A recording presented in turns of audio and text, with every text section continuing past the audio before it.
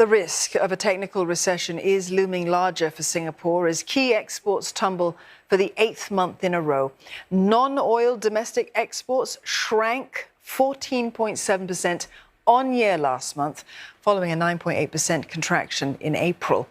Electronics exports led the decline, falling more than 27% year on year. Now, it's a sharper contraction compared to the plunge that we saw in the previous month.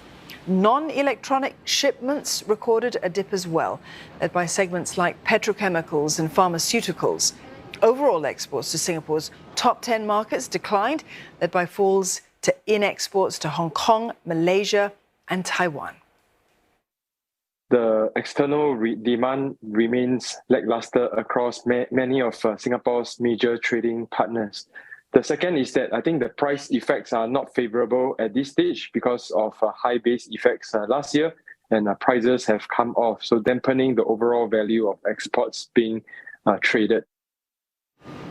Singapore has already slashed its trade forecast for the year after a worse than expected first quarter performance.